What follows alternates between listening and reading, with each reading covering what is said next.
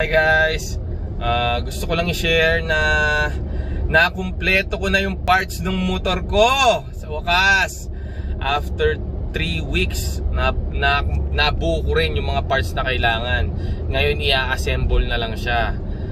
Pero sa ngayon, on the way to Angeles ako para kunin yung mga parts ng ibang motor para do sa paint job.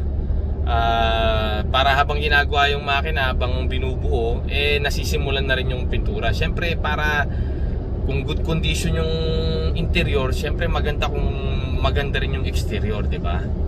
Ayun.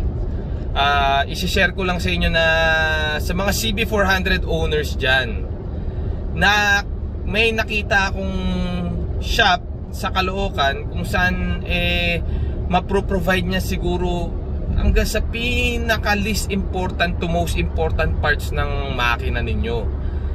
Ang pangalan niya is Jimmy Chan. Sigurado ako marami nakakakilala sa kanya kasi sikat na sikat ata siya dun sa Caloocan Kasi hindi ko na yung shop na pinuntahan ko dun, shop niya daw yun, kaso sarado. Buti na lang nagtanong ako dun sa ibang tao dun, tinuro nila yung bagong shop niya. Kaya huwag kayong malilito guys.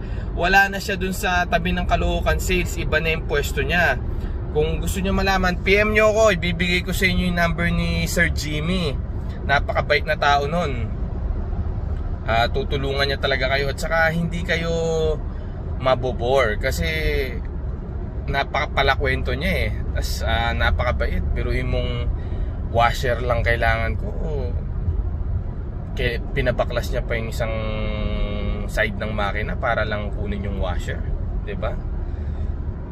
Talagang ano na lang, talagang yung tao may mabuting puso talaga. Kasi nung sinabi kong taga Tarlac ako, ayaw niya mabaliwala yung biyahe ko. Kaya talagang kahit kailangan baklasin, ginawa niya para lang doon sa washer na kailangan ko.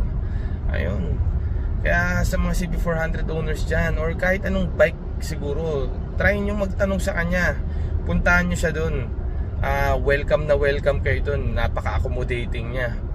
Kaya biruin yung comfortable na nga yung lugar na pupuntahan ninyo kasi maluwag yung bodega niya dun May parking pa. Tapos makukumpleto nyo pa yung parts nyo. Diba?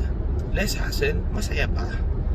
Kaya guys, yun lang. Sinishare ko lang na nagpapasalamat ako kay Sir Jimmy Chan, aka Jimmy Puti.